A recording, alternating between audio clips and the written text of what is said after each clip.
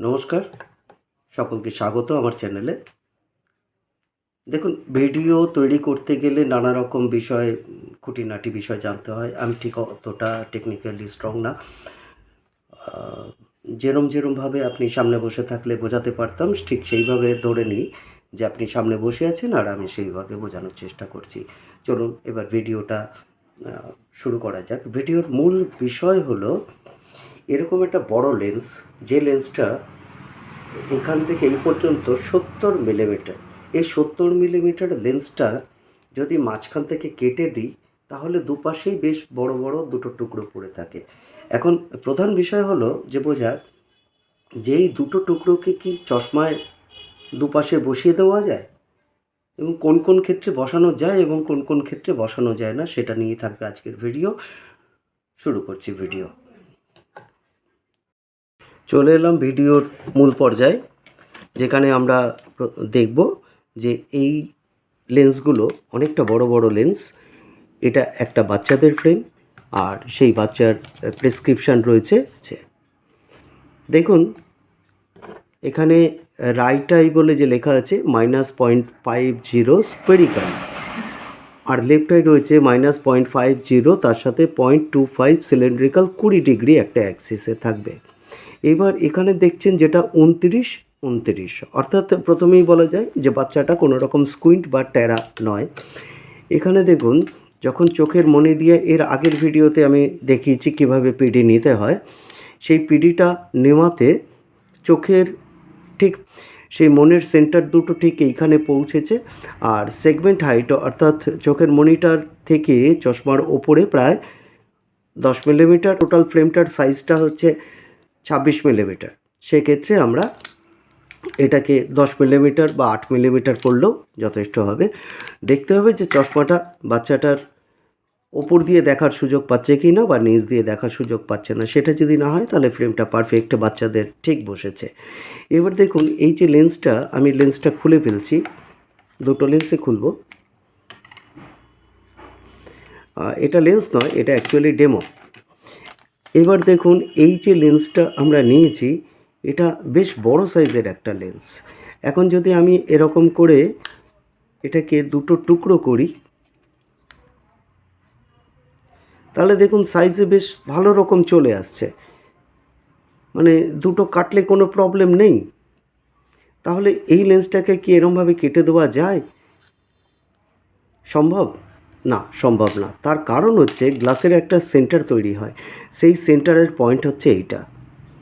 সেই সেন্টারের সাথে পিডির যে মাপ, সেই মাপটা অ্যাকিউরেট পজিশনে এটাকে রাখতে হয়। এটা না রাখতে পারলে বাচ্চাদের চোখে খুবই ক্ষতি হয়। তাহলে কোন গ্লাস হাফ করে কেটে দিলেও অসুবিধা হয় না। যে গ্লাসে কোনো পাওয়ার থাকে না, বা পাওয়ারলেস যে লেন্সগুলো হয়, ধরুন কন্ট্যাক্ট লেন্স পরে, কন্ট্যাক্ট লেন্স পরার সাথে সাথে হাওয়া ধুলো আটকানোর জন্য অনেক সময় পাওয়ার লেন্স কিছু চশমা অনেকেই পরেন, যাতে এটা সহজে হাওয়াতে বা ধুলোতে নষ্ট না হয়ে যায়। সেক্ষেত্রে লেন্সটা সেন্টার কিছু পাওয়া দরকারও হয় না। সেই লেন্সটাকে হাফ করে যদি মনে হয় যে এইটা দুপাশের লেন্সটা এই একটা দিয়ে কেটে হয়ে যাবে, সেটা করতেই পারে, যে কোনো এজার সেটা করেই থাকে।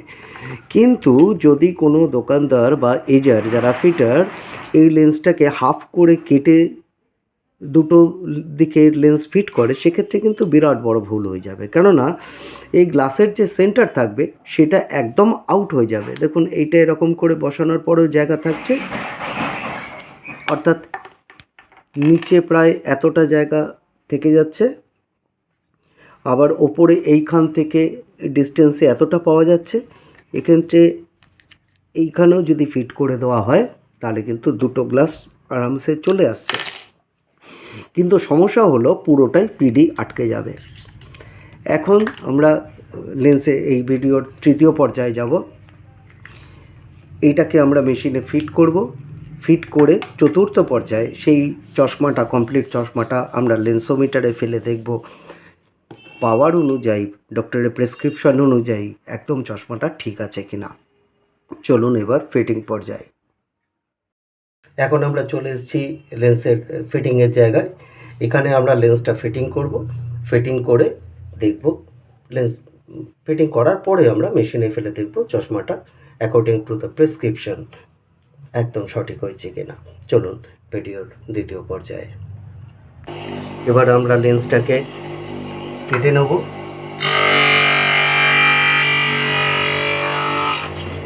দেখুন এইগুলো ফেলে দেওয়া হচ্ছে, লেন্সটা এত বড় লেন্সের থেকে এইটুকু টুকরো রেখে দেওয়া হচ্ছে।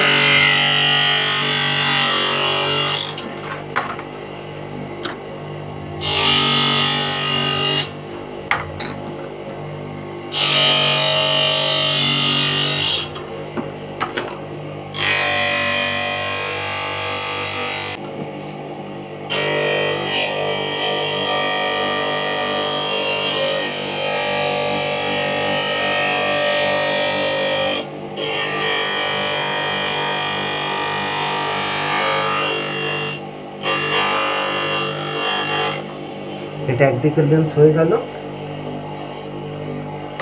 এটা ডান দিকের কাজ, এটা ডান দিকের ডেমনস্ট্রেশন। এই লেন্সটা ঠিক মাপে মাপে কেটে নিয়ে বার করে নিলাম। এটাও দেখুন বেশ বড় সাইজের একটা লেন্স, যেটা আমি ওইখানে দেখাতে পারছিলাম না ঠিক করে। দেখুন এটা যদি আমি এরকম করে রাখি তো অনেক বেশি জায়গা, মাঝখান থেকে কেটে দিলে খুব সহজেই দুদিকের গ্লাস বসে যায়, কিন্তু সেটা করা যাবে না, কোনোভাবেই করা যায় না। অনেক সময় খুব কম পাওয়ার থাকে। এই চশমাটাতে দেখুন ডান দিকের কাঁচের পাওয়ার খুব কম ছিল, কিন্তু সেক্ষেত্রেও কিন্তু এটা একদমই অসুবিধার জিনিস। যদি আপনি হাফ করে কেটে ভাবেন যে দুপাশে বসিয়ে দেবেন, সেটা কিন্তু পেশেন্টের পক্ষে বিপজ্জনক।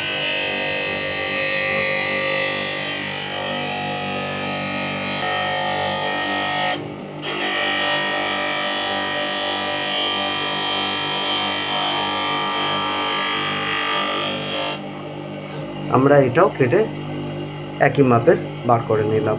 এবার যাব ফিনিশিং পর্যায়ে। আমরা এই ভিডিওর তৃতীয় পর্যায়ে চলে এসেছি।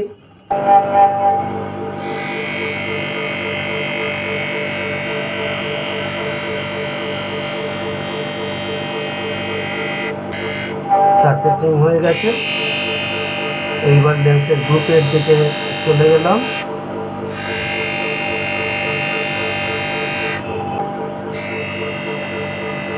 এটা গ্রোবোমেট্রিক পার্ট, এটা লেন্সের গ্রুপ তোলা হচ্ছে। এর আগের ভিডিওতে বলেছিলাম অটোমেটিক যে লেন্সগুলো থাকে তার সাথে ম্যানুয়ালের যে মূল পার্থক্য হয়ে যায় সেটা হচ্ছে হাতে যে কাস্টমাইজেশন করা যায় সেটা মেশিন কিন্তু পারে না। অর্থাৎ ফ্রেমের কোথাও যদি কিছু ফল্ট থাকে বা ডেমনস্ট্রেশনে কোথাও ফল্ট থাকে, সেক্ষেত্রে কিন্তু মেশিন সেটা বুঝতে পারে না বলে ভুলভাল লেন্স কেটে বেরিয়ে আসে। এখানেও সেই একই ব্যাপার, এখানে গ্রুপ যেভাবে কাটছি, লেন্সের যেভাবে মাপ করা ছিল তার সাথে কিন্তু ফ্রেমের একটু ডিফারেন্স হচ্ছে।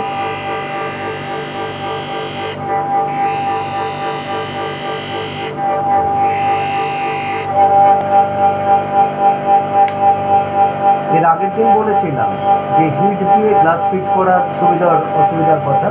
সেক্ষেত্রে সবসময় চেষ্টা করা উচিত ফ্রেমটা যদি ঠিক সেফ থাকে তাহলে সেই লেন্সটাকে ফিট করা উচিত ফ্রেমে হিট না দিয়ে। তাতে ফ্রেমটাও ভালো থাকে, লেন্সটা অনেক দিন ধরে ফ্রেমে স্টেবল অবস্থায় থাকবে। কেননা ওয়েদার চেঞ্জের সাথে সাথে ফ্রেমের শেপ চেঞ্জ হয় আর ফ্রেম একটু ছোট হতে থাকে।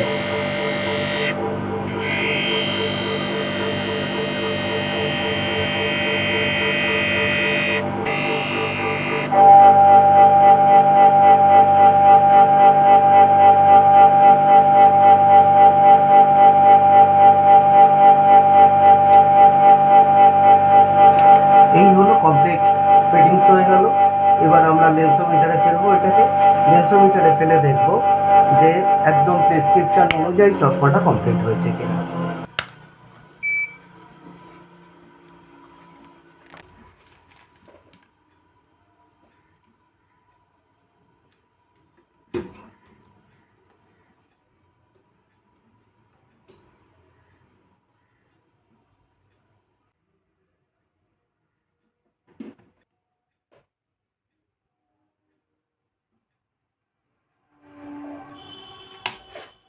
এটা দেখুন একদম সেন্টারে পড়ে আছে লেন্সটা, গ্রিন থেকে ব্লু হয়ে গেছে সেন্টারে গিয়ে।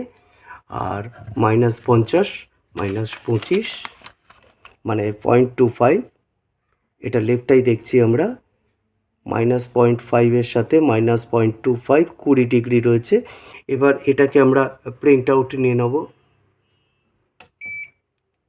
আমরা এটা প্রিন্ট আউট করছি।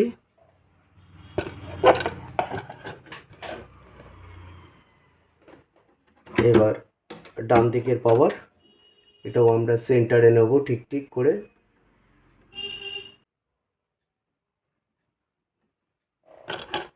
লেফট আই দেখুন একদম সেন্টার ফোকাস রয়েছে।